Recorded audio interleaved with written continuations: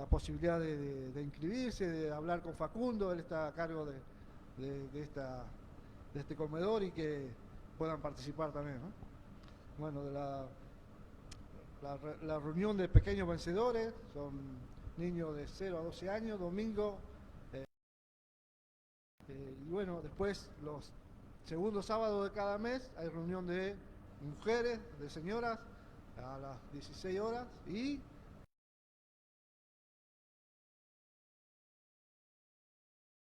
20-30 horas. Así que bueno, aquí están los anuncios para aquellos que puedan anotar y participar en las diferentes áreas.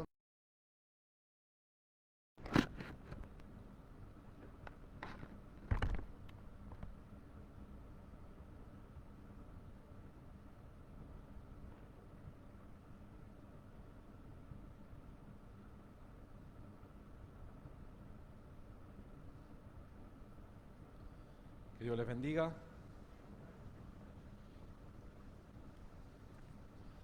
El frío a veces nos quiere hacer estar más calladitos, ¿no? Pero hay que animarse, ¿o no? Amén.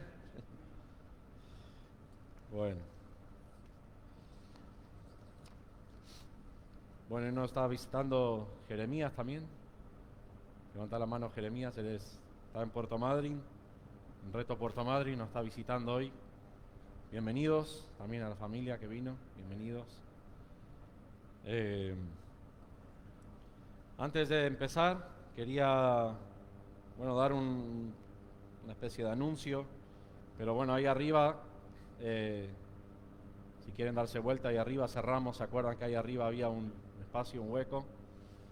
Y vamos a utilizar, son 2 habitaciones que había en los costados y el medio, que se va a usar para lo que es justamente, ¿sí? Y ahora, bueno, esta semana se terminó la parte de la guardería, donde ya van a poder venir con niños pequeños o bebés los días de reunión. Pudimos ahí adecuarlo bien, poner juguetes, alfombra, calefacción, todo lo que necesitan para estar bien, y para que también puedan asistir los padres a las reuniones, a los cultos, ¿sí? Así que damos gracias a Dios también por eso. También adecuar el lugar para que todos los niños puedan tener un lugar adecuado ya para ellos, donde puedan hacer sus reuniones los domingos. Así que estamos agradecidos porque esto es parte, y esto ha salido de las ofrendas de la iglesia, ¿sí? Esto ha salido de lo que se ofrenda cada domingo.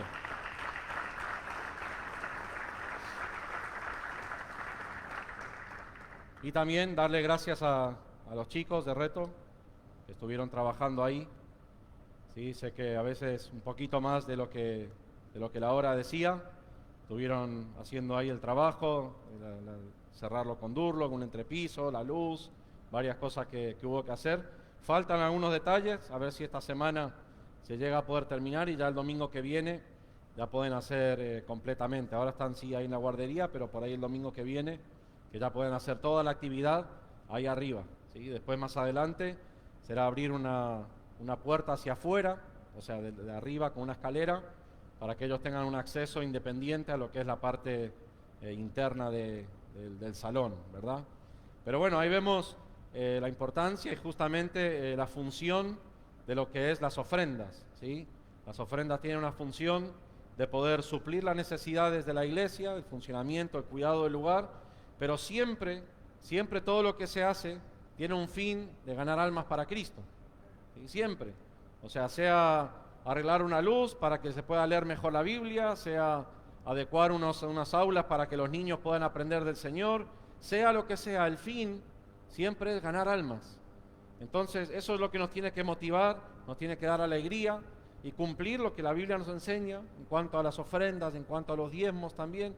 El diezmo sabemos que es más algo del Antiguo Testamento, pero es muy bueno tomarlo como referencia y como disciplina personal, cada familia de poder hacerlo, porque la verdad es que a veces no tenemos muchas ganas. ¿Quién dice amén a eso? La verdad es que a veces no tenemos muchas ganas, ni de dar, ni de venir a una reunión, ni de hacer esto, ni de hacer lo otro. Pero por eso en la Biblia hay muchos mandamientos, ¿no? Si todo fuese por ganas, la palabra mandamiento no existiría en la Biblia. Pero inclusive Jesús nos mandó amarnos los unos a los otros, ¿sí? A veces no tenemos ganas de amar al otro. A veces tenemos ganas de agarrarlo del cuellito. ¿Amén o no? Todos los que se rieron dijeron amén en realidad, ¿sí? Pero Dios nos manda a amar. Y así todo. Entonces, a veces la gente empieza, no, pero el diezmo era del Antiguo Testamento y empiezan a buscar 10.000 excusas. Perfecto, es verdad, el diezmo era del Antiguo Testamento, pero no está mal utilizarlo como una disciplina personal. ¿Sí? No está mal utilizarlo como una disciplina. Y después hay algo que es mayor que el diezmo, que es lo que propone el corazón. ¿Sí? Porque a veces el corazón propone, ¿sí?, o dispone de dar más que el 10%. Y hay a veces decir, no, pero el diezmo es bíblico. ¿No? Cuando el corazón te dice, da un 20%, ahí decís, no, pero yo voy a hacer del diezmo, yo voy a dar diezmo. Entonces, bueno, en esas dos cosas tenemos que regirnos, ¿sí? Pero es bueno, es importante, porque también de esa manera estamos participando y como les digo, siempre estamos haciéndolo para alcanzar almas para el Señor, ¿sí? Sea de una u otra manera, ese es el deseo. Así que los que son parte del grupo de WhatsApp de la iglesia, saben que ahora se empezó nuevamente, que empezaron las reuniones presenciales, se empezó otra vez a subir el reporte mensual de los ingresos, de las ofrendas, de los egresos, de lo que se va haciendo, ¿sí? Para que estemos al tanto, porque la verdad es que no es el dinero de nadie, es el dinero de parte de toda la iglesia y es para el bien propio también de poder llevar más almas al Señor. Amén. Así que bueno, eso es una parte de lo que quería decirles. Así que cuando haya reuniones de martes, reuniones de jueves, vengan, ¿sí? Reuniones de domingo, vengan, inviten, traigan a sus hijos, sobrinos, vengan para que ellos aprendan del Señor, porque eso es lo que queremos, ¿sí? Queremos que ese lugar sea lleno de los niños que puedan recibir palabra de Dios, aprender a adorar, aprender a orar, aprender lo que es Cristo, ¿sí? ¿Quién es Cristo para ellos? Que Cristo quiere alcanzarles, ¿sí? Y bueno, también los bebés chiquititos, tener un lugar adecuado para que los padres también puedan venir y los niños puedan entretenerse y puedan estar tranquilos también y la puedan pasar lo mejor posible. Amén. Bueno, por otra parte les pido oración. El martes estamos viajando, tanto mi esposa y yo, nuestra familia, como mis padres también, porque nos vamos a reunir en misiones. Después de 2 años vamos a poder tener un tiempo con los pastores, ¿sí? Un tiempo de orar, un tiempo de hablar ciertas cuestiones.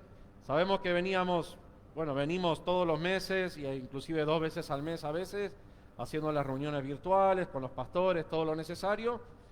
Pero bueno, Dios permite y nada se compara como vernos cara a cara, como pasar un tiempo en la presencia del Señor y también hablando y organizando otras cosas que también nos corresponde hacer. Pero también mis padres se van a quedar un tiempo más en misiones, ¿sí? Ya es una, por así llamarlo, deuda pendiente que ellos tenían de poder ir para allá, porque ellos fueron los que empujaron mucho también para que se abra la iglesia en el Faro El Dorado, ¿sí? Y siempre dijeron, cuando se abra vamos a ir. Y bueno, después vino la pandemia, vino esto, lo otro, y ahora Dios permite que ellos puedan estar también un tiempo, así que ellos tienen viaje de ida, pero no tienen todavía fecha de regreso. ¿Sí? Pero les acompañamos con oración, ¿sí? Porque queremos bendecirles, queremos también que Dios cumpla el propósito por el cual también ellos van a pasar ese tiempo en misiones y después queremos que vuelvan, ¿no? Sea un tiempo, lo que sea, pero después queremos que vuelvan también. Y nosotros por nuestra parte, bueno, venimos anunciando el sábado pasado, ayer habíamos suspendido la reunión de matrimonios, que ya creo la habíamos suspendido el sábado pasado y habíamos dicho para el sábado que viene, porque en teoría volvíamos el viernes.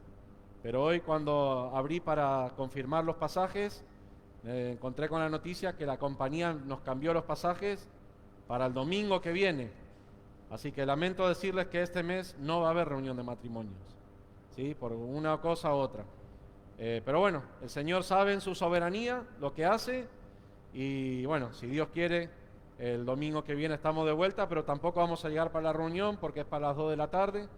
Así que medio que la compañía nos complicó nuestros planes, pero nunca complica los planes de Dios. Amén. Así que bueno, el domingo que viene, hermano Gaby Calvo, te toca traer la palabra. Así ya saben, ¿sí? Nuestro hermano Gaby y Jessica son los que van a ir cuando se abra a México, porque ya vienen posponiendo el viaje, no ellos, sino la compañía aérea también, ¿sí? Tendrían que haber ido ya hace un par de meses, pero bueno, se fue suspendiendo, y ahora los tenemos un tiempo con nosotros acá, también es una bendición. Así que quiero animarles también, como no voy a estar el domingo que viene, que el domingo que viene cuando levanten la ofrenda, ¿sí? O cuando se dediquen a poder dar la ofrenda, que podamos destinarla a ellos, porque ellos van a ir como un matrimonio, una familia misionera a México. Amén. Así que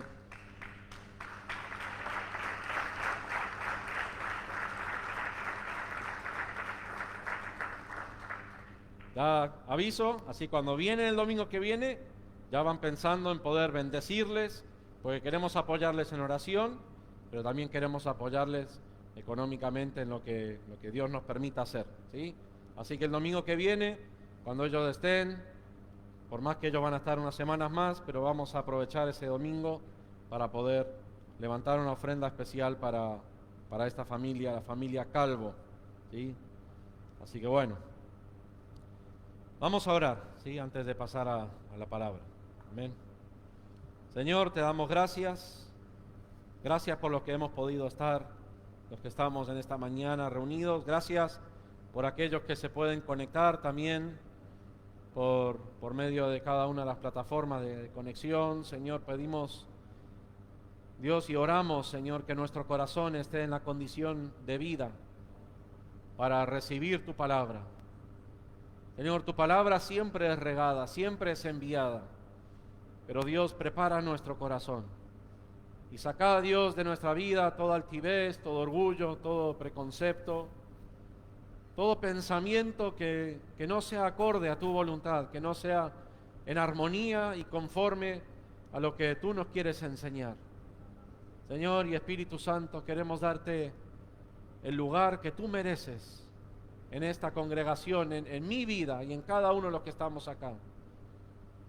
Visítanos una vez más, Dios. Ya nos visitaste cuando te adoramos, cuando te alabamos y sentimos tu presencia, Dios. Qué privilegio tan grande.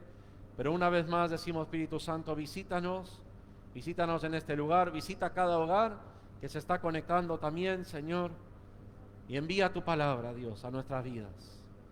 Muchas gracias, Señor. Gracias te damos en el nombre de Jesús. Amén. Amén. Bueno, abrimos nuestras Biblias en Efesios capítulo 6.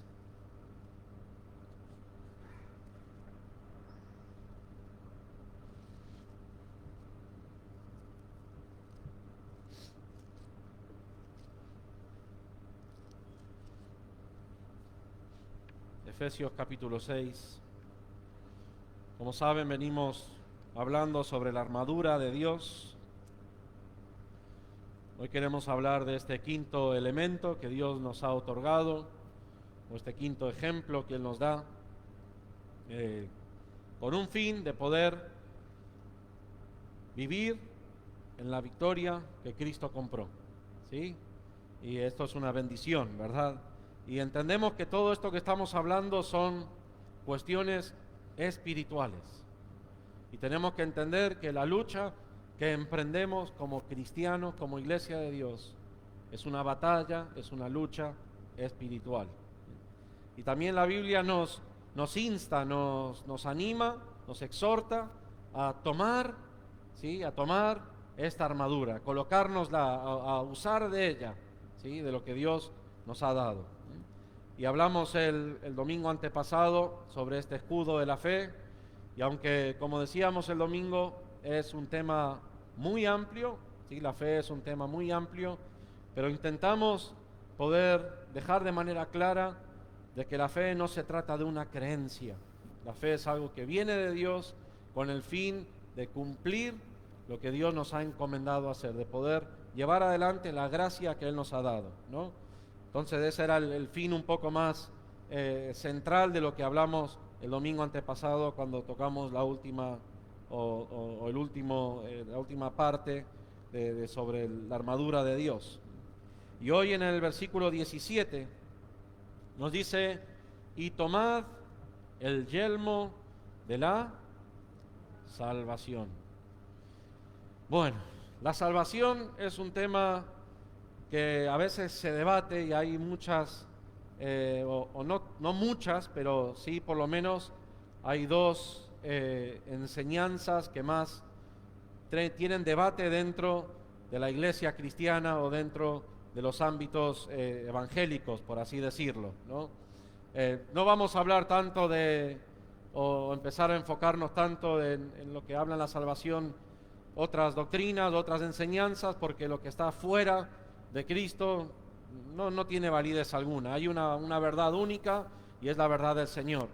Pero cuando hablamos de la salvación, quizás lo que más se debate es lo primero, decir, bueno, la salvación se pierde cuando la tengo, o la salvación, una vez que la tengo, no la pierdo más, ¿no?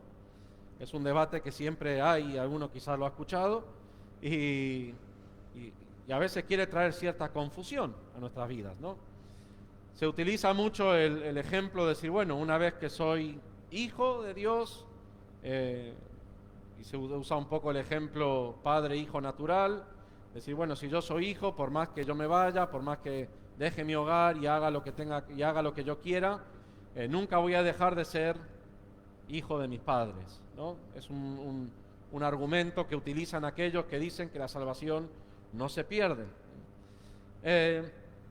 Pero algo que vemos en la palabra de Dios y también lo vemos en la armadura, justamente en la introducción sobre este estudio de la armadura, hablábamos de que esta armadura es de Dios, pertenece a Dios. Todas las cosas que Dios nos da para caminar como cristianos, pertenecen a Él, ¿sí? Él es dueño, Él es Señor de esas cosas. No es que Él, una vez que me lo da, yo soy dueño de ello, ¿sí? Yo no soy dueño de la fe, yo no soy dueño de la justicia, yo no soy dueño de la paz, estoy nombrando las anteriores cosas. Yo no soy dueño de la verdad, ¿sí? Son cosas que yo utilizo, pero que me han sido dadas por Dios y le pertenecen, le siguen perteneciendo a Dios. Entonces, algo que no me pertenece a mí es algo que yo puedo dejar de tener, ¿sí? Algo que no me pertenece a mí, es algo que yo puedo dejar de tener, como la vida.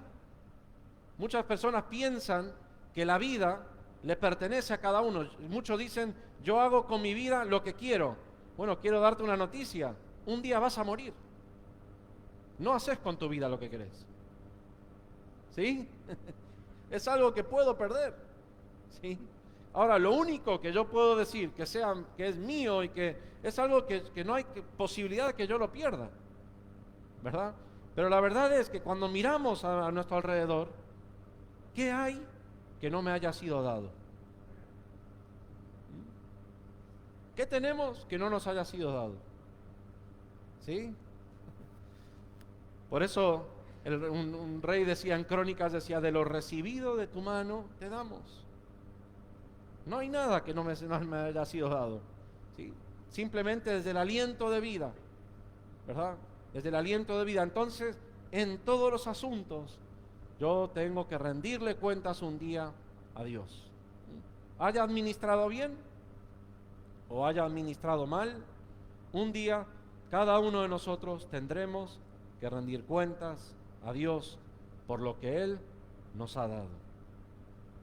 De ahí, cómo hayamos administrado lo que Él nos ha dado es lo que tendremos que ver en aquel momento, ¿no? Delante del Señor. Entonces estamos viendo que la salvación no es algo que nos pertenezca. Es más, la Biblia claramente dice, la salvación pertenece a Jehová, dice en Apocalipsis, ¿sí? Es algo que es de Él. Entonces, si es algo que no me pertenece, por más que la he adquirido, por más que se me ha sido dado, es algo que también puedo perder. Ahora, a veces la salvación la tomamos como si fuese, o se enseña como si fuese un tipo de seguro de vida, como si fuese una cuenta bancaria engrosada, ¿no? Como si, bueno, la salvación es como si me hubiesen dado una cuenta bancaria con 20 millones de dólares para yo hacer lo que yo quiera, ¿no? Y con esto, ahora que he recibido la salvación, yo puedo vivir como quiero, yo le pido a Dios y Él hace, lo centramos tanto en nosotros que no nos damos cuenta el propósito por el cual hemos sido salvos. Más allá de que recibimos, sí, el amor de Dios, de que al ser salvos somos rescatados de una eternidad en el infierno, pero Dios nos ha salvado con un propósito. Por eso es que la salvación se representa no solamente acá en Efesios, sino también en Isaías 59, como algo que se coloca sobre la cabeza, un yelmo, un casco. Ahora, dijimos en la introducción también de este estudio que no queríamos enfocarnos en los materiales de la armadura ni en esas cuestiones porque entendíamos de que no es el estudio correcto de la armadura de Dios, pero sí queremos enfocarnos de qué parte cubre cada elemento de la armadura. Y acá estamos viendo que representa el casco, lo que cubre la cabeza. ¿Y qué representa? Si nosotros vemos en la Biblia, la cabeza siempre representa la autoridad. La Biblia utiliza a Jesús como cabeza de la iglesia. La Biblia utiliza que el hombre es la cabeza de la familia, el hombre es la cabeza de la mujer, es la autoridad. No con esto quiere decir que él domina todo, sino que él tiene mayor responsabilidad y autoridad espiritual dentro de la familia.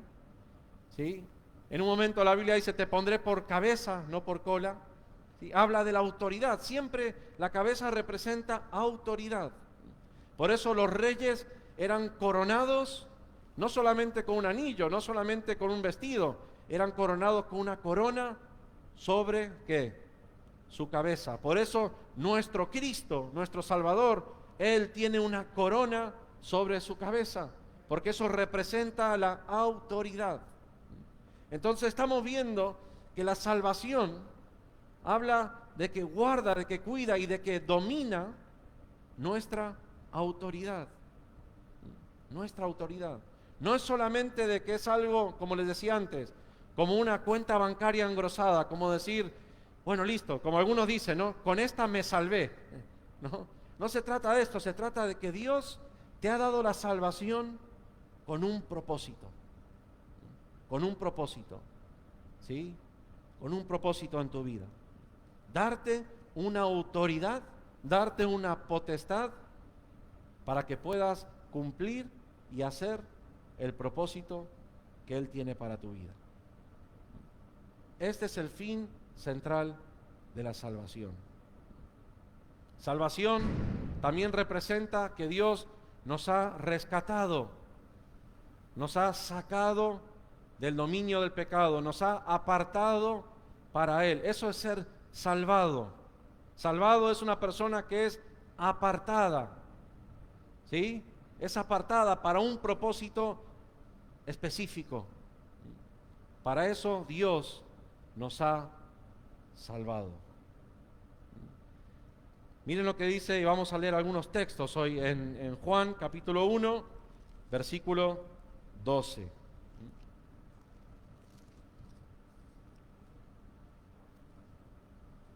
Juan 1, 12.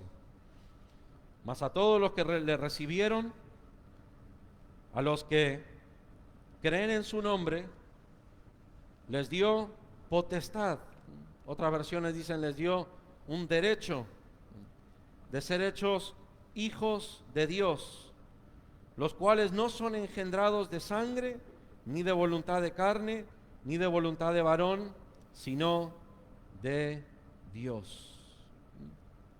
Una potestad que nos es dada, un derecho que nos es dado en el momento en que hemos creído y en el momento que por voluntad de Dios somos hechos hijos de Él. Ahora, esto también es algo que tenemos que entenderlo, ¿sí? Porque en la Biblia hay diversidad de maneras en las cuales Él nos identifica, en la cual Dios nos identifica a nosotros. Acá estamos viendo que Él nos identifica como hijos, pero también la Biblia nos identifica como siervos. También la Biblia nos identifica como esclavos. También la Biblia nos identifica como miembros de un cuerpo. También la Biblia nos identifica como ramas o frutos de un árbol, ¿sí? O ramas de un árbol, las ramitas de un árbol. Hay una diversidad de maneras en las cuales Dios se quiere revelar y quiere que nosotros entendamos de cómo Él nos ve, de qué manera Él nos identifica a nosotros. Por eso es que cuando tomamos ese ejemplo, ¿sí?, de que Padre, Hijo, yo nunca pierdo la salvación, es un ejemplo válido, pero a la vez es un ejemplo inexacto, no es un ejemplo completo. Porque la Biblia también me dice que yo, como rama, puedo ser desgajado. ¿Sí? Entonces tengo que entender y decir, sí, con esa seguridad, con esa bendición de ser su hijo, pero también tengo que recordar, como la Biblia dice, y temer a Dios, de que también soy rama. ¿Sí? Y con esa seguridad y con esa paz y con esa tranquilidad de ser hijo de Dios, puedo habitar en su morada, puedo vivir en su presencia, pero también tengo que recordar que soy siervo, que soy mayordomo. ¿Sí? O sea que tengo que estar, ¿qué? ¿Qué hace un siervo? Sirve. ¿Qué hace un mayordomo? Administra. Cuida de las cosas de su Señor. Entonces son maneras en que la Biblia o en que Dios quiere que nosotros sepamos cómo Él nos identifica. Pero no puedo agarrar solo una manera. Si yo solo digo, no, yo solo soy esclavo, entonces ¿qué voy a pensar? Que tengo un Dios que solo está con un látigo, agarrando, No, sí, soy esclavo y tengo que entender que vivo atado a Él por amor, pero también con esa seguridad de que soy su hijo. ¿Sí? Y con ese empuje, con esa obligación de que soy su siervo. Y con esa necesidad de entender de que si no doy fruto, voy a ser cortado porque soy una rama. Amén. Entonces necesitamos entender toda la diversidad de las maneras en que Dios se presenta a nosotros y en que Dios quiere que nosotros sepamos cómo Él nos identifica. Para que en el conjunto de todo eso podamos ser fieles a Dios y cumplir su propósito. Ese es el fin central. Y la salvación representa todo esto. Yo no solamente soy salvo porque soy su hijo, también soy salvo porque como una rama silvestre, Él me injertó en el árbol natural. Él me desgajó, me sacó del olivo silvestre, me sacó del mundo donde yo vivía y me injertó en su olivo natural. Él me sacó de ser un siervo al pecado, de ofrecer todo lo que yo era para el pecado, y me llevó a su casa y me permite servirlo a Él. Esto es todo, esto es toda la parte de la salvación. Por eso la salvación es algo mucho más amplio que simplemente decir, qué bueno, yo soy salvo.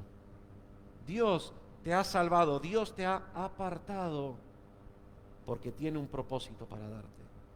Y en ese propósito, Él te ha dado la potestad y quiere que sepas que tenés la misma potestad de la que tiene su propio Hijo amado, Jesucristo. Eso es buenísimo. ¿Sí? Eso es buenísimo. O sea, no solamente Él nos apartó para hacer algo, sino que nos ha dado toda la potestad, todos los derechos, todos los títulos, ¿sí?, para que nosotros podamos llevarlo adelante. Y no para un beneficio propio, ¿no? Yo me acuerdo, a modo de anécdota, hace muchos años atrás yo todavía vivía de soltero en Reto Posadas, y un día nos invitan de Resistencia Chaco, ¿sí? Un hombre ahí que que tenía un lugar dentro de la Intendencia de Resistencia, que asistía a una iglesia, y nos invita, bueno, quería que se dé unas charlas, unas cosas, bueno, fue Miguel Ángel, 2 hombres más, y fui yo. Y este hombre dice, cuando llegamos ahí, dice, les vamos a poner en el mejor hotel de Resistencia. ¿Sí? Y, qué bueno, sí, porque ustedes son hijos de rey, y como hijos de rey, los hijos del rey merecemos lo mejor. Y bueno, está bien, si nos quieren meter ahí no hay problema. ¿Sí? Pero así también me tocó ir a veces a algunos viajes en algunos lugares donde como hijo de rey tuve que dormir en el peor lugar. ¿No? ¿Por qué? Porque a veces me presento como hijo de rey y a veces también sigo siendo siervo. ¿Sí? Entonces por eso es, si yo solamente me agarro de una cosa, ¿no? No, los hijos de rey merecemos esto, merecemos. Bueno, pero acordate que este hijo de rey que está acá delante de ustedes también es un esclavo y un siervo. Amén. Entonces, esta es la manera que tenemos que entender cada vez que la Biblia nos representa distintas cosas. Es un conjunto. Sí, soy hijo de Dios, me ha dado toda la potestad. A todos los que le recibieron les dio el derecho. ¡Oh, eso, qué bendición! Dios decidió, sí, Dios decidió que vos y yo podamos ser llamados hijos de Dios. Eso es enorme. ¿Sí? Entonces, es una bendición. Él nos salvó, nos apartó y fue por su propia voluntad. El versículo 13 nos lo dice muy claro.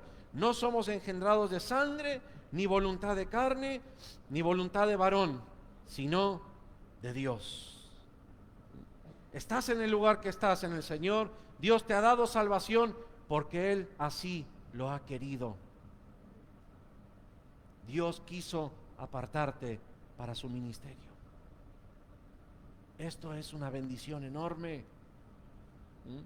A veces pensamos que Dios no tuvo otra, ¿no? Nuestra mente humana, nuestra mente acusadora, como que queremos acercarnos y bueno, es que yo le pedí perdón a Dios y Dios no tuvo otra que perdonarme. No, Él quiso, es su voluntad. Es su voluntad, Él así lo quiso, Él así lo dispuso. Qué bendición es esto. Ahora, como hijos y en la salvación, Dios también va formando en nosotros, ¿sí? Esto automáticamente toma una autoridad sobre nosotros. Cuando yo digo, yo soy hijo de Dios, estoy reconociendo que Dios es mi Padre y que estoy bajo su autoridad, ¿sí? Cuando yo digo, yo soy salvo, estoy reconociendo de que Él me salvó. Entonces estoy automáticamente poniéndome bajo su autoridad. Por eso es casco, ¿sí? Es casco de salvación, es algo que me mantiene bajo su autoridad. Es algo sólido, no es algo pasajero, es algo sólido. La salvación de Dios que Él nos ha otorgado es algo sólido y es algo también que guarda nuestros pensamientos y nuestras decisiones. Por eso utiliza como un casco, utiliza este ejemplo como un casco. Pero eso también va transformando nuestras vidas, ¿sí? Yo tengo que ir madurando, tengo que ir creciendo. En este tiempo Dios nos habló de la madurez. Cuando yo reconozco que estoy bajo su autoridad, cuando yo reconozco que he recibido de Dios la salvación, yo empiezo a caminar conforme a lo que yo he recibido de Él. Por eso un día yo dije una frase, ¿no? Digo, yo soy salvo en camino de salvación. ¿No? Sé que si hoy muero, sé que si en este instante muero, soy salvo. Pero si me toca morir dentro de 10 años, debo caminar todo este trayecto para alcanzar hasta ese punto. Amén. Por eso es que somos salvos en camino de salvación. ¿Sí? Y en ese camino tenemos que cuidar de no apartarnos. Romanos capítulo 8. Y vamos a tener que pisar un poco el acelerador. Romanos capítulo 8.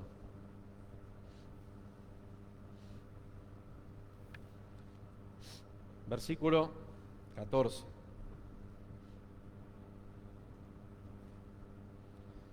Porque todos los que son guiados por el Espíritu de Dios, estos son hijos de Dios.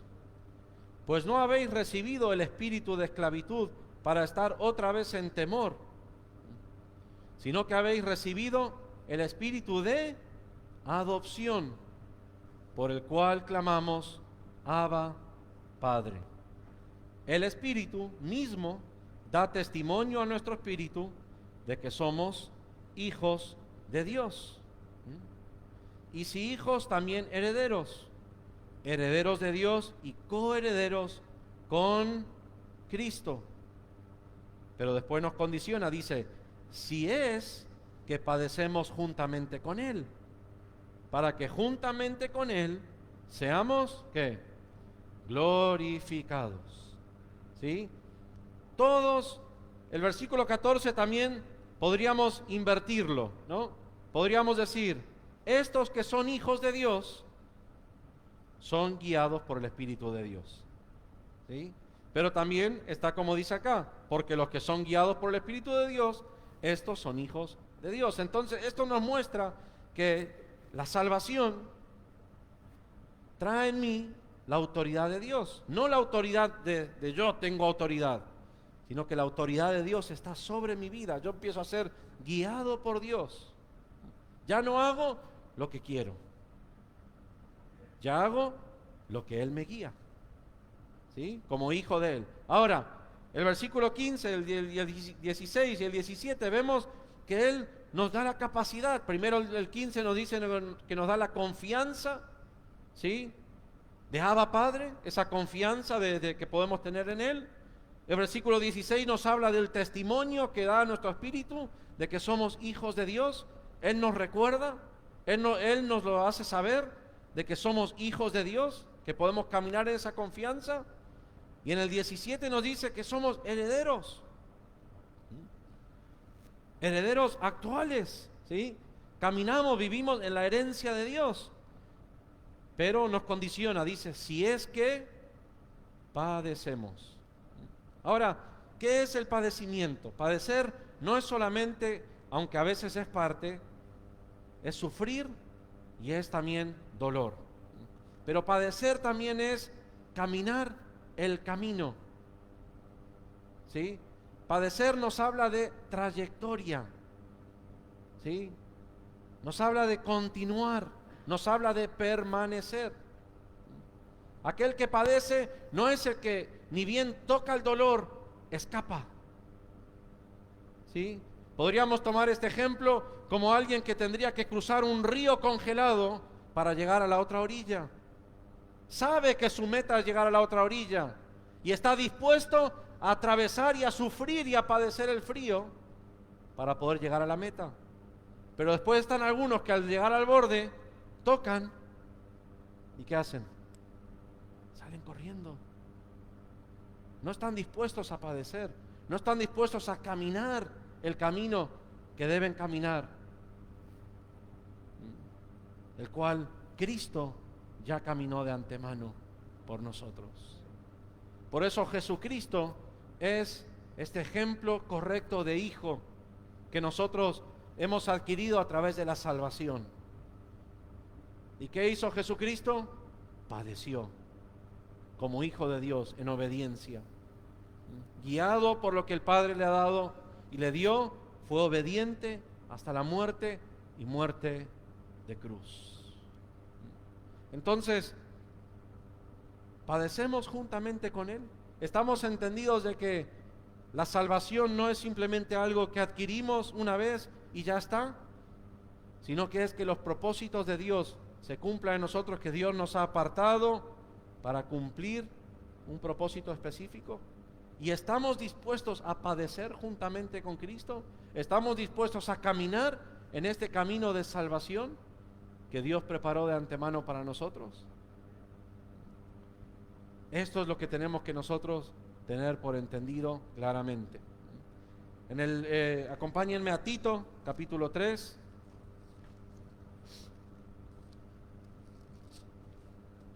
Tito, capítulo 3, versículos 4 en adelante, dice: pero cuando se manifestó la bondad de Dios nuestro Salvador y su amor para con nosotros, o para con los hombres, nos salvó. Gloria a Dios. ¿Sí? Qué bueno esta parte, ¿no? Qué bueno, Dios es bondadoso, Dios es su amor con nosotros y nos salvó. Y dice, no por obras de justicia que nosotros hubiéramos hecho, sino por su misericordia, por el lavamiento de la regeneración, por la renovación en el Espíritu Santo, el cual derramó en nosotros abundantemente por Jesucristo nuestro Salvador, para que justificados por su gracia viniésemos a ser, otra vez vemos, herederos conforme a la esperanza de la vida eterna, ¿no? Y ahí vemos y decimos, qué bueno, Dios nos regeneró, Dios nos lavó, Dios nos renovó, Dios nos justificó, Dios nos hizo herederos, Dios nos salvó. Pero el versículo 8 dice, palabra fiel es esta, ¿sí? Esto es palabra firme, esto es palabra que nadie puede negar. Dice, y en estas cosas quiero que insistas con firmeza. ¿Para qué? Para que los que creen en Dios procuren ocuparse en buenas obras. O sea, Dios no nos salvó, no nos regeneró, no nos lavó para que nosotros vivamos mundanamente. ¿Sí? Ha hecho toda esa obra de salvación en nosotros para que nos ocupemos en las buenas obras. ¿Qué son las buenas obras? Bueno, mismo Efesios nos lo dice, versículo 2. ¿Sí? Versículo 2, capítulo 2, versículo 8 y 9, dice, por gracia sois salvos, no por obras. ¿Sí? Y después dice, para que andemos en las buenas obras que Él preparó de antemano. Son los propósitos que Dios preparó para que vos y yo caminemos. Y parte de esas buenas obras son padecimientos. Son padecimientos también. Tenemos que estar dispuestos a padecer esas buenas obras. A veces pensamos que buenas obras es dar una limosna a un mendigo, aunque tiene parte que ver también. Pero la buena obra verdadera es darnos por completo al Señor. Esa es la buena obra en la cual tenemos que caminar. Por eso la salvación, la autoridad de la salvación sobre nosotros, no es algo que viene solamente en el momento, en aquella primera experiencia del nacer de nuevo, ¿no? De donde sentimos que en nosotros fue quitado el yugo de la esclavitud del pecado, donde nos sentimos libres, donde nos sentimos hijos de Dios. La salvación sigue operando en nosotros cada día que caminamos como cristianos. Amén. Cada día la salvación, la obra de Dios en tu vida, las buenas obras que Dios preparó de antemano, siguen obrando en vos y en mí. Por eso el apóstol Pablo decía, Gálatas, estoy sufriendo dolores de parto hasta que Cristo sea formado en ustedes. Cristo tiene que seguir siendo formado en nosotros. Día a día, esta obra de salvación, esta autoridad de salvación, sigue operando en nosotros. Esto le decía, esto es lo que quiero que insistas con firmeza. Que los que creen en Dios, o sea, los que recibieron todo lo anterior que te dije, procuren ocuparse. Procuren ocuparse. La palabra ocuparse es una palabra presente. ¿Sí? Esto está hablando de que es algo que debemos hacer hoy como cristianos. Y los tiempos de Dios siempre son hoy para nosotros en Cristo Jesús. Bueno, yo quiero tocar brevemente quizás el testimonio más completo de conversión que nos es relatado en la Biblia, ¿sí? Que es la historia de la conversión del apóstol Pablo. Abran sus Biblias en Hechos, capítulo 26. Recordamos brevemente quién era Pablo antes de su conversión. Era Saulo de Tarso, aquel hombre que primeramente fue testigo del primer martirio de la iglesia, el martirio de Esteban, ¿sí? Él era quien guardaba las ropas de aquellos que iban a apedrear a Esteban. Imagínense en que ese acto era muy, muy sangriento. Por esa misma razón, los hombres que se encargaban de apedrear se despojaban de sus ropas para que la sangre de la persona que ellos apedreaban no les salpicase, no les ensuciase sus ropas, ¿no? Entonces ellos se despojaban de las ropas, quedaban en sus paños menores, por así decirlo, y se los daban a una persona que era testigo de aquel acontecimiento. Ese era Saulo. Y ahí estaba él mirando el primer martirio, ¿sí?, de la iglesia. Y después este hombre creció bajo una enseñanza de los fariseos, él pensando que de esa manera cumplía lo que Dios le había encomendado, iba con todas las cartas de parte de los fariseos para Damasco, para meter preso a los cristianos, ¿sí? Y él se encargaba en ese momento de arrastrar a los cristianos y llevarlos a la cárcel. Y en ese camino el Señor se le presenta. Ahora, Pablo estaba perdido, estaba ciego, ¿verdad? O Saulo en ese momento estaba perdido, estaba ciego, pero Dios lo aparta. Inclusive cuando Dios le habla a Ananías para que después vaya a poner las manos encima de Pablo, le dice: yo lo aparté, ¿sí? Yo lo aparté, yo lo salvé, ¿sí?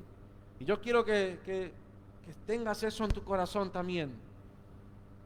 Si sos salvo, sos una persona apartada para Dios.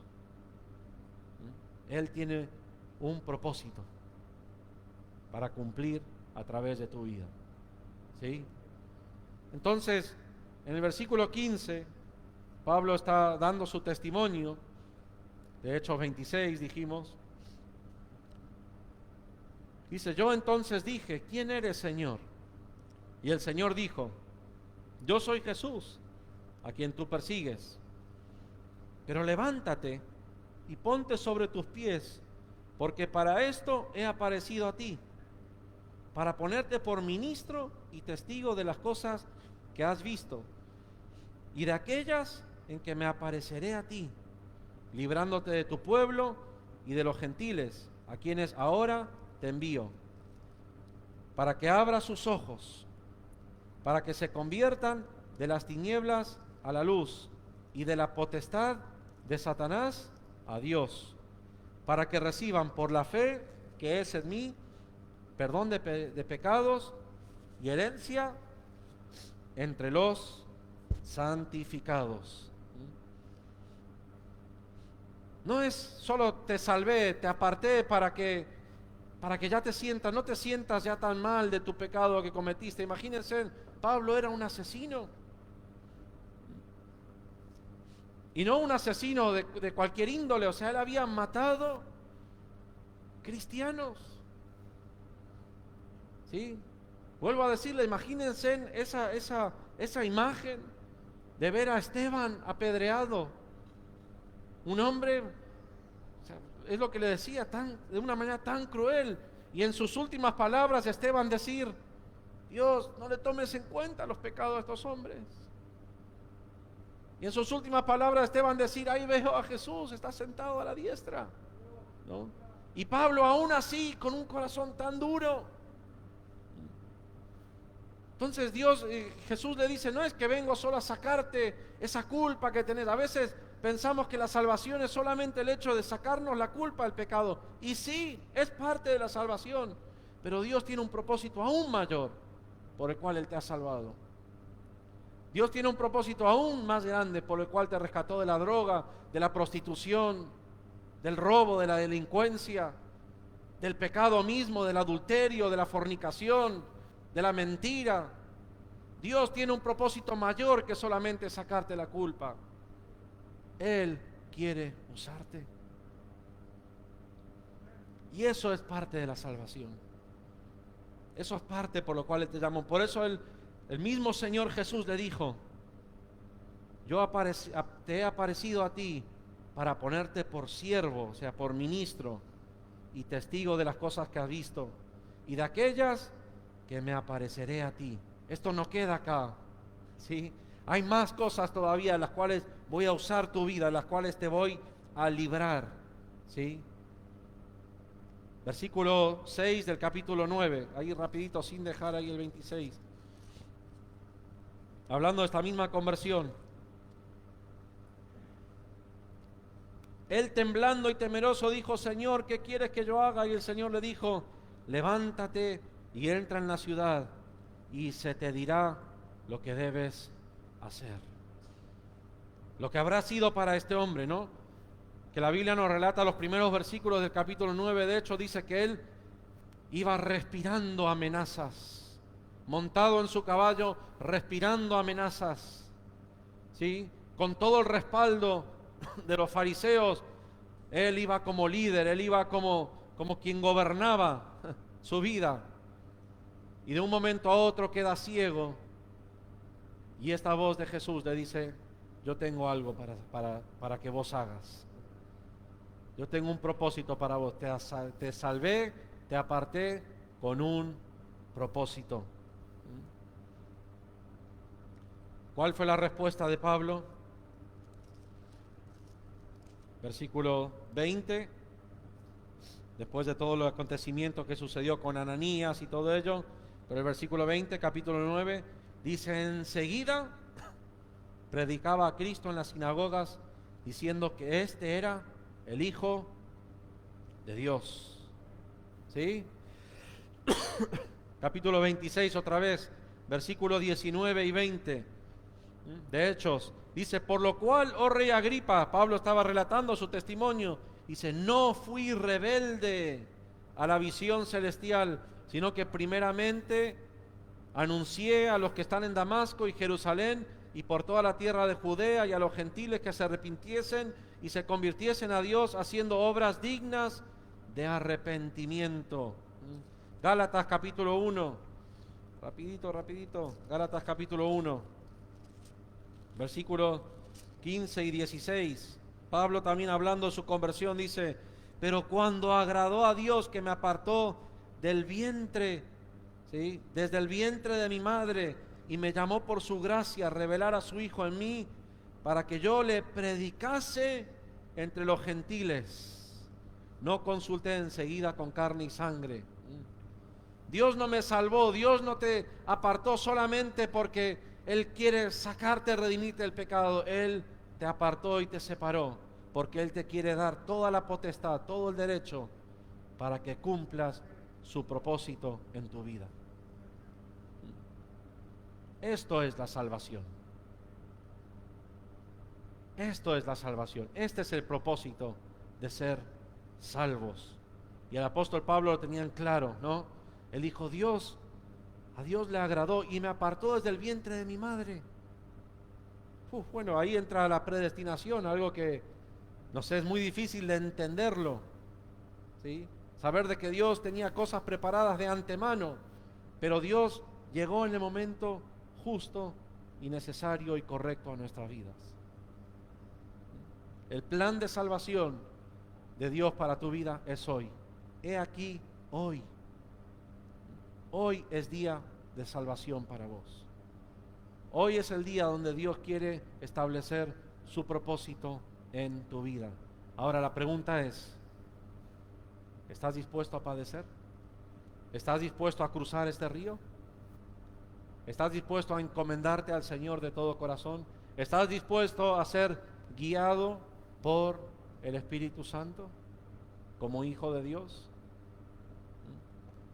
¿Estás dispuesto? ¿Sí?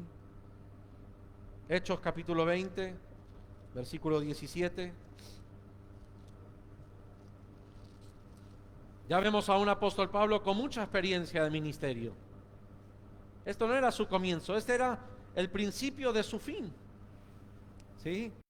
Él estaba empezando lo que iba a ser el fin de su ministerio, años más tarde. Este era el viaje donde él se despedía de las iglesias de Asia, las iglesias que Dios había usado su vida para establecer, para afirmar en algunos casos. Y se estaba dirigiendo a Jerusalén. Y ahí iba a comenzar el fin de su ministerio.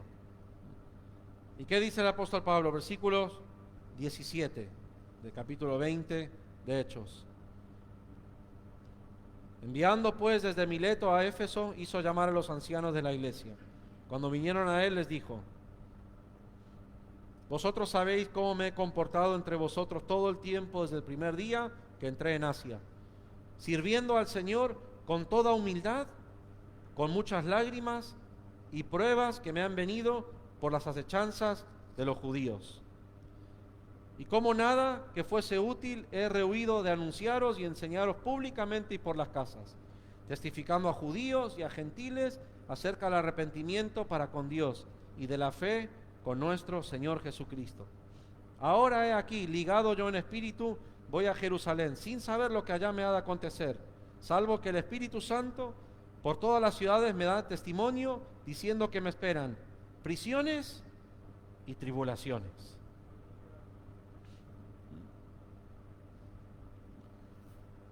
Normalmente, y esto hablo de mí mismo,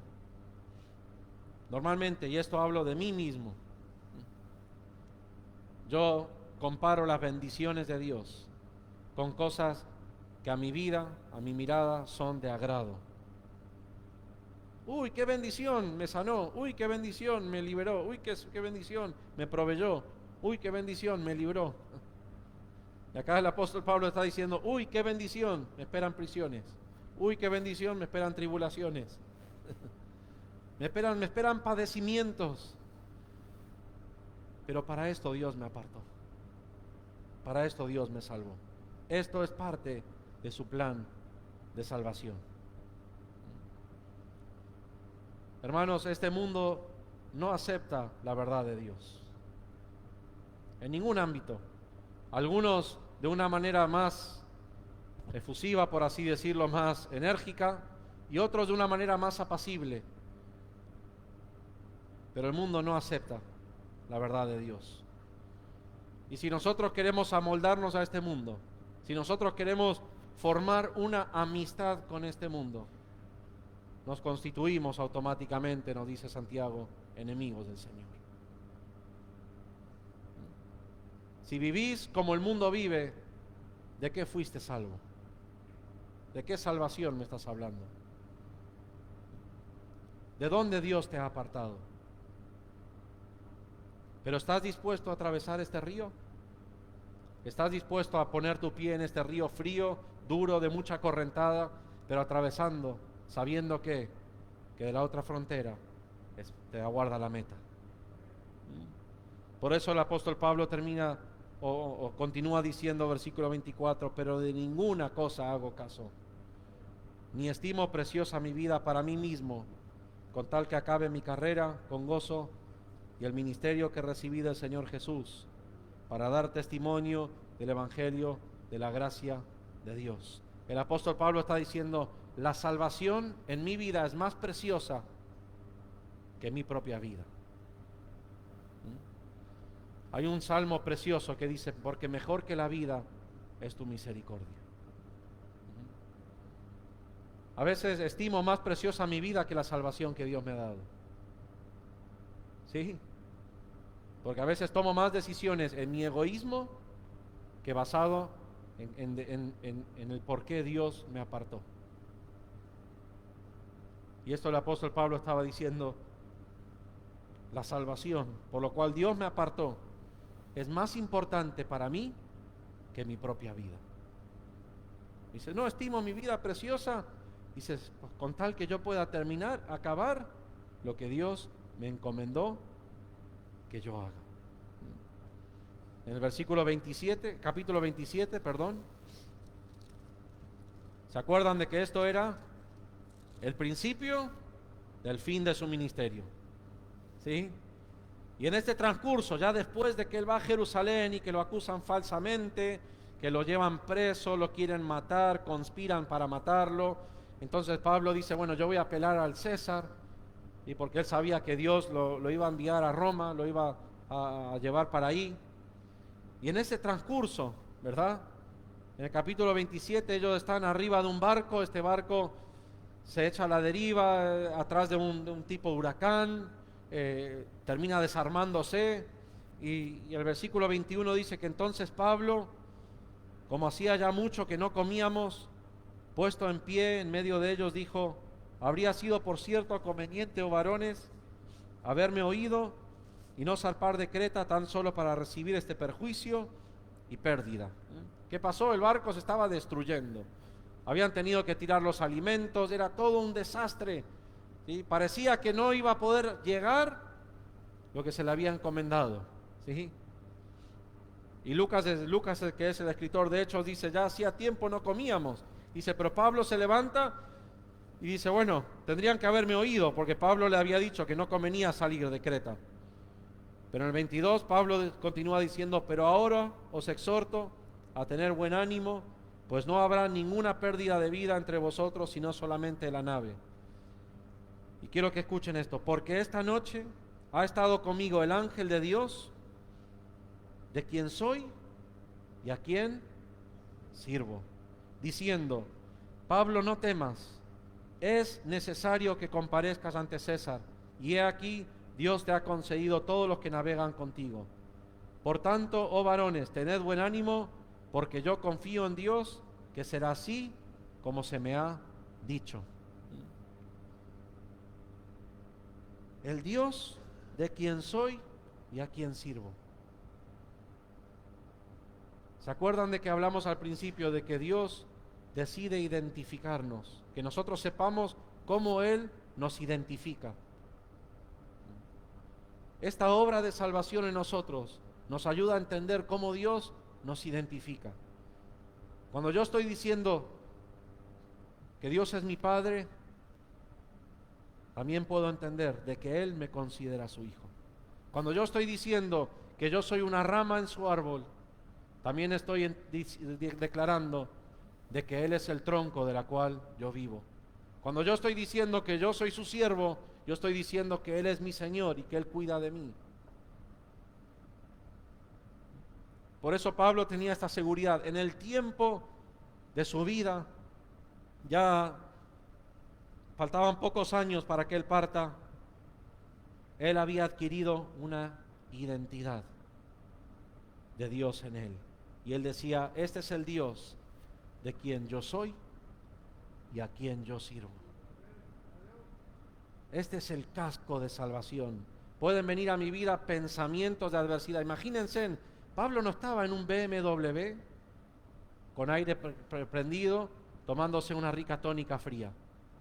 Él estaba en medio de un barco destruyéndose a la deriva, donde no había esperanza de nada. A tal punto que en un momento vienen los centuriones, los marineros, y le dicen al capitán: ¿sabes qué? Es hora de matar a todos. Hay que matar a todos porque esto se viene para atrás. ¿Sí? Y Pablo se levanta, y en esa identidad de Dios, él sabía quién era y a quién servía. Y él sabía que su propósito, el propósito de Dios en su vida, se iba a cumplir. Esto es un casco de salvación. Cuando vivimos para cumplir los propósitos de Dios, no importa qué negro sea la noche, qué negra sea la noche, nuestros pensamientos van a estar afirmados en el Señor Jesús. ¿Cuántas veces en el transcurso de cristiano pensaste en abandonar? ¿Cuántas veces, quizás en esta semana, pensaste en dejarlo todo? ¿Lo pensaste? Porque ves todo negro, parece que nada avanza, porque parece que las cuestiones son difíciles, porque ¿cuántas veces? Yo soy uno. Pero ahí viene el casco de salvación. ¿Sí? Ahí viene la identidad de hijo de Dios. Ahí viene la identidad de siervo de Dios. Ahí viene la identidad de rama en el árbol de Dios, que me recuerda quién soy y a quién sirvo. Y eso me sostiene, y eso me hace levantarme y decir: tranquilos, yo confío que va a ser así como Dios me dijo. Casco de salvación. Ahora imagínense si en el capítulo 20 Pablo dando el informe a la iglesia diciéndoles: muchachos, la verdad que el pronóstico no es bueno. Así que como no es bueno, me quedo a vivir acá con ustedes en Éfeso. Está bueno acá en Asia, acá me quieren, me aman, soy útil, soy bien, estoy todo tranqui, todo bien, ¿no? Voy a hacer lo que sea mejor para mí, porque no, imagínate, me están diciendo que me esperan prisiones, me esperan parar, no, eso no. Entonces me quedo acá con ustedes. Todo se hubiese venido abajo, ¿no? Por eso es que el plan de salvación es un camino que tenemos que caminar. Tenemos que estar dispuestos a padecer juntamente con Él. Pero como terminaba diciendo ese versículo, para que juntamente con Él seamos ¿qué? Glorificados. Glorificados. Por eso queremos cerrar hoy con 2 Timoteo capítulo 4, versículos 5 al 8. ¿Sí? Dijimos, hemos visto a Pablo en el principio de su fin del ministerio, a Pablo en el transcurso de ese fin de ministerio, y acá vemos la última carta que posiblemente haya escrito él, que está puesta en la Biblia. 2 Timoteo capítulo 4, versículo 5. Pero tú sé sobrio en todo, soporta las aflicciones. ¿Sí? Otra vez esa palabra soporta se asimila o se asemeja a la palabra padece o a la palabra sufre, que habla de transcurrir, de caminar, de atravesar, no de escapar. ¿Sí? Soporta, ¿verdad? Haz obra de evangelista, cumple tu ministerio. Porque yo ya estoy para ser sacrificado y el tiempo de mi partida está cercano. He peleado la buena batalla, he acabado la carrera, he guardado la fe. Por lo demás, me está guardada la corona de justicia. Un día Dios sacará ese casco y te colocará una corona de justicia en tu cabeza. Y esa corona va a ser echada a los pies de Cristo, porque todo es para la gloria de Él. La cual me dará el Señor, juez justo en aquel día, y no solo a mí, sino para vos y para mí también.